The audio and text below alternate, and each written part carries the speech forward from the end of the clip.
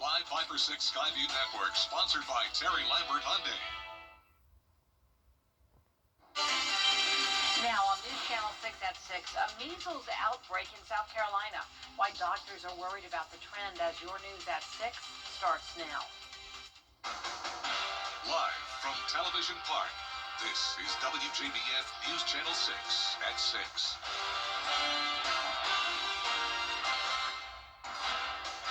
Good evening, everyone. I'm Jenny Montgomery. Thanks so much for joining us. Coverage you can count on begins with the South Carolina Department of Public Health now reporting 111 cases of the measles in the upstate. Kim Vickers talked to a local pediatrician who says it's a major cause for concern. The SCDPH is reporting 27 new cases of the measles just since Friday, which experts say is a significant acceleration. Doctors here in the CSRA are keeping a close eye on what's going on in Spartanburg County. We've definitely been watching it. We knew when the outbreak started last year in Texas that it may come this way eventually, so we've been watching it. And we have adjusted our vaccine schedule a little bit so that patients who want it can get it a little bit earlier. The outbreak in South Carolina is contained almost exclusively to unvaccinated patients. Out of the 111 cases, 105 were unvaccinated, 3 were partially vaccinated, and only 1 person who was fully vaccinated contracted the disease. 2 cases had an unknown vaccine status. Dr. Mindy Stansfield, a pediatrician at North Augusta Pediatrics, says vaccines are the #1 protection against the measles. With the measles vaccine, after 1 dose, is 93% effective. After 2 doses of the MMR vaccine, you're considered 97%. It's 97% effective. So it's a pretty effective vaccine. Dr. Stansfield tells me that those with the highest risk of contracting measles are infants, the elderly, and people who aren't able to take a vaccine. And anyone younger than the age of 6 months cannot have it, and anyone who's immunocompromised cannot have it. So for that reason, it's important for more people to be vaccinated to protect everyone. Dr. Stansfield tells us what symptoms to look out for. The main symptoms we'll see in pediatrics is fever, rash that starts on the face, red eyes, just generally feeling unwell. If you or your child are showing symptoms of the measles, you're asked to notify your healthcare provider before going anywhere to be diagnosed. It will help to keep it from spreading. In North Augusta, Kim Vickers, WJBF, News Channel 6. Chief Meteorologist Jenna Petracci joins us now for a first check of the forecast. Well, we are seeing a stunning sunset right now on our Terry Lambert Hyundai Skyview cam over in Thompson, Georgia. It has been a beautiful day, but we started out frigid. Here's a look at our almanac. 26 degrees this morning, along with fog and even some frost development. Then this afternoon, we made it to 59, so getting closer to our average of 62. But tomorrow is going to be another cooler day, back to the lower 50s. But enjoy the warmer air tonight. We aren't going to be below freezing, at least. Temperatures are trending around 10 to 15 degrees warmer than it was last night. And currently, we're still sitting in the 50s, 51 in Aiken, 52 in Bardwell, Louisville, you're at 53, and 54 in Augusta. You can see on satellite and radar, we just have a few clouds passing by, making for that really nice sunset tonight with our sustained winds up to 10 miles per hour. The winds are gusting up to around 20, but the winds are starting to settle down a little bit. The rest of this evening, we're still going to see a southwest wind with those temperatures in the mid-40s by 10 p.m. And looking ahead, it's going to be a cooler day tomorrow with a high of only 53, but then around 10 degrees warmer on Friday and into the weekend. I'll have more details on the temperatures coming up. Back to you, Jenny. All right, Jenna, thanks. Grovetown police are warning you to lock your cars after a series of break-ins over the weekend. Graham Lee has more information from the police chief, and he joins us now in the studio. Graham? Well, Jenny, Grovetown Police Chief Jamie Kitchen says 6 break-ins all happened on the same night on Friday going into the early morning hours last Saturday. They're now putting on the public on notice to stay alert. He says the break-ins happened at the Creekside Trailer Park, which is just a few minutes from the police department. They are still investigating to find out exactly who committed the crimes, but Kitchens believes the break-ins were targeted. Break-ins can't happen anywhere at any time, but this time around, Kitchens says the alleged criminals were going into neighborhoods and pulling on car doors that might be unlocked. The police chief adds it is normal to see an uptick in break-ins around the holiday season, but those breaking into cars aren't always looking for Christmas gifts to steal. Obviously, they're looking for stuff that they can, shove in a book bag and, if they got to beat feet and get gone, or if they want to hit a whole neighborhood, they're going to have a backpack on so they can throw cell phones or, you know, whatever, or laptops or whatever in it. Finding a gun is, like I said, that's the icing on the cake for them. So Chief Kitchens is strongly encouraging you to lock your doors no matter where you are. He says if you have a firearm and can't secure it inside your house, you need to make sure it isn't in plain sight and locked inside the locked vehicle. Jenny? All right, thank you, Graham. An Emmanuel County man is in jail charged with 20 counts of exploitation of children. 19-year-old Jacob Fields is accused of possessing child sexual abuse material. An investigation into Fields began last week after a cyber tip from the National Center for Missing and Exploited Children.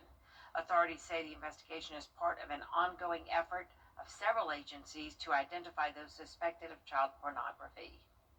North Augusta is looking to buy land at Riverside Village to build a cyber office hub using state settlement money. North Augusta wants to use $15 million in settlement funds to build the facility. The site sits just west of the Center Street roundabout and could hold up to an 80,000 square foot building. The city would own it and lease it to cyber tenants. Environmental groups say paving over the remaining buffer could strain the pond's stormwater system. I don't think a giant facility on top of all the rest of them that are there is what that pond needs. But again, I think the bigger question is, what is North Augusta going to do when the rains come? How are they going to get rid of that storm water if the space that used to hold the rainwater is now all buildings? And I think the quick answer to that is increased flooding. City leaders say this is the beginning of a months-long process with more land meetings and votes ahead. South Carolina's Education Oversight Committee wants changes in teacher recruitment funding. The committee says many teacher recruitment programs cost a lot but produce very few certified teachers, and they want to shift funding to programs that work. Reports show that out of 14 programs, only one produced promising results, and the other 13 only placed a total of 90 teachers and graduates. I got a call this morning. They said, you didn't include my teachers. And I said, well, how many did you produce last year? And they said 0. And I said, that's why I didn't include them. I mean, you know, it was like, and so therein lies some problems. The committee recommends increasing funding only for the Teaching Fellowship Program, which was the most successful, producing 177 certified teachers and graduates in 2025. Our Giving Your Best partners are collecting toys for families. You can donate new unwrapped toys through December 18th at Television Park or any of our partner locations. 4 local nonprofits will share the toys and distribute them across the CSRA.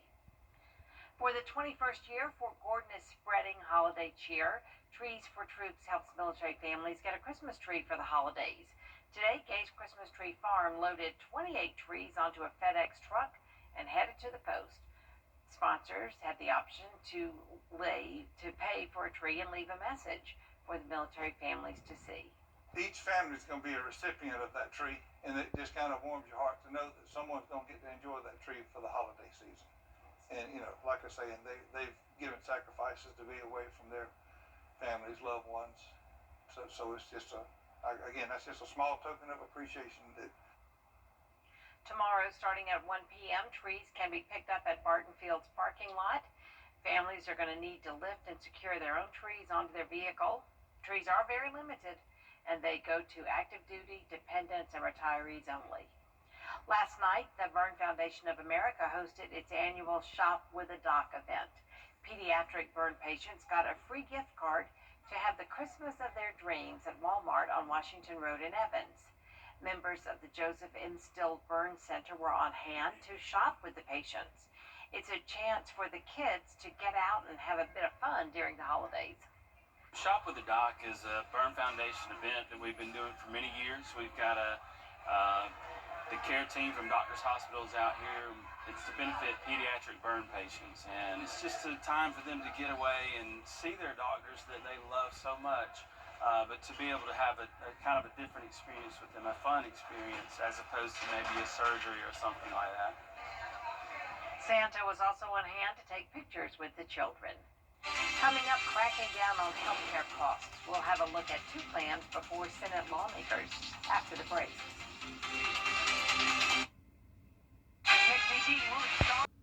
Chief meteorologist Jennifer Tracci is back with us now. Well, it's going to be another cold night with some gusty winds, and then tomorrow, cooler than it was today, only topping off in the low 50s, staying sunny and dry. But then we become more mild this weekend. I'll have a look at all those temperatures when we return. Get your home ready for the holidays. It's Team Georgia versus South Carolina as the area's best high school football players battle for the battle. Border Bowl is back Saturday, January 10th at Harlem High School. Buy tickets now at WJBF.com/Border Bowl. Children First on WJBF News Channel 6 is sponsored by Bridgestone, solutions for your journey. Now, your most accurate forecast with WJBF Live Viper 6. Welcome back. It's now dark outside, but we did have a stunning sunset just a little while ago, and this is a look at our Terry Lambert Hyundai Skyview Cam in McDuffie County. We're sitting at 54 degrees with a southwest wind sustained at 6 miles per hour. Dew points are low in the lower 30s, and around the CSRA, we're seeing low to mid 50s.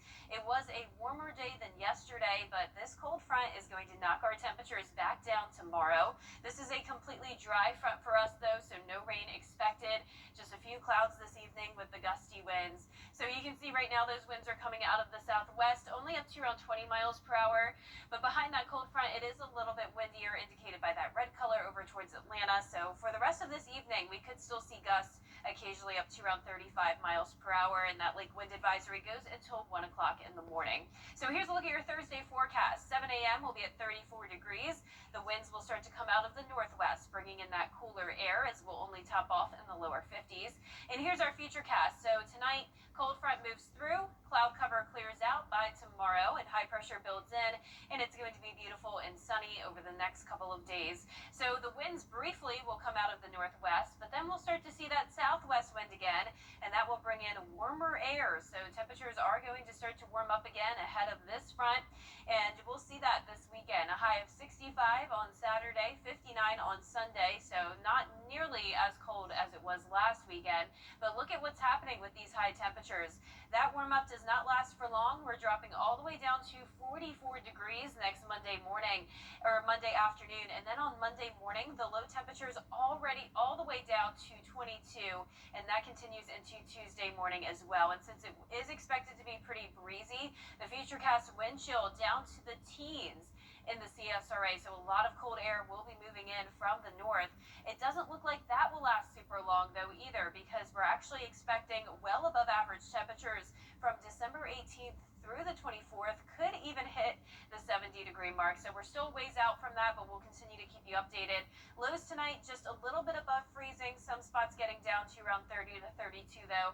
Highs tomorrow around 50 to 52, and that 10-day forecast is showing us up to the lower 60s by Friday. It's going to be sunny and dry. Then by the middle to end of next week, we'll have some slight rain chances with the temperatures going back into the 60s again. Now, congratulations to today's umbrella winner. That is Dawn Pitzer from Jackson, South Carolina. Dawn, you can pick up your Viper 6 umbrella here at the station and sign up to win yours on WJBF.com. These temps are a roller coaster, aren't I they? know. It's getting cold, Jenny.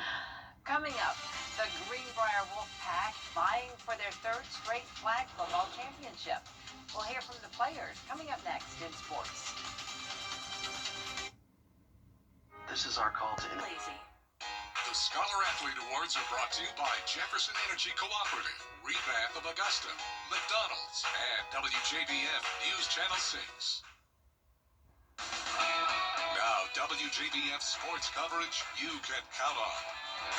For the third straight year, the Greenbrier girls flag football team returns to Mercedes-Benz Stadium to compete for a state championship. The Wolfpack are getting in their final practices in preparation for this week as they will take on Jenkins. Greenbrier is 22-3 going into their state championship matchup, and they were crowned the Division II Area 1 champions. And since then, they've gone 5-0 in postseason play, and the players all say it's their team chemistry that has led them back to the state championship.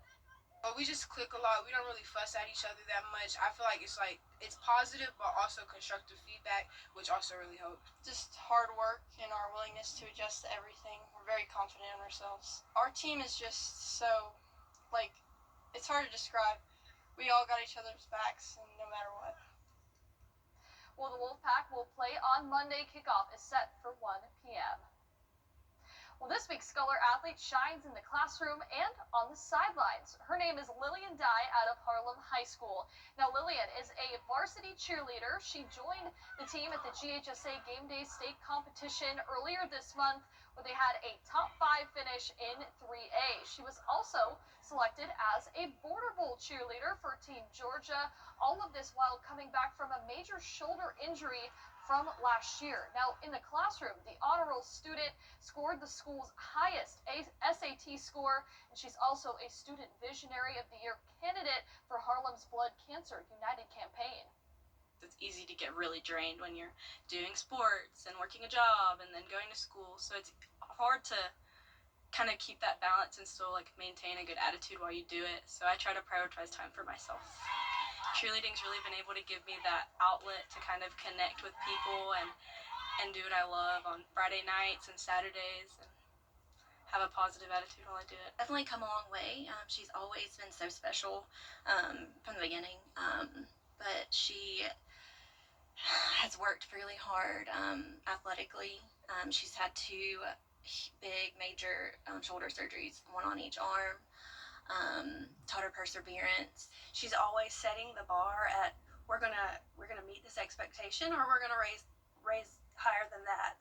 And so our underclassmen and even our other seniors, they look to her for that leadership, and they try to match her energy when they come into practice and competitions and even games on the sideline. Congratulations, Lillian. On behalf of Rebound, Now, Lillian wants to pursue biomedical sciences, and her dream school is Vanderbilt. So congratulations to Lillian. And we wish her well as Yes. she goes to Nashville, indeed. We'll be right back. Stay with us. For over 30 years. Wellness. It's the year-end clearance sale at Weinberger's Furniture. We're offering huge savings on every in-stock item, up to 70% off at all locations. That's right, up to 70% off. Come into Weinberger's Furniture today for great bargains and immediate delivery. It is a Viper 6 alert day as we track severe weather. The live Viper 6 weather team is coverage you can count on for the entire CSRA. Looking for your next ride? We've got you covered at Gerald Jones Auto Group. Choose from over 1,200 new vehicles that are priced to move. Plus, explore our quality pre-owned selection available for under $15,000. Shop online 24/7. Browse, compare, and value your trade, all from the comfort of your home. It's no wonder drivers trust us for great deals, great service, and no-nonsense car buying. Visit the Gerald Jones Auto Group today or shop online at GeraldJonesAutoGroup.com. I'm Mike Hostelone. In all car wrecks are serious. Fender bender, rear end collision, T-bone, they impact your life, your job, your family.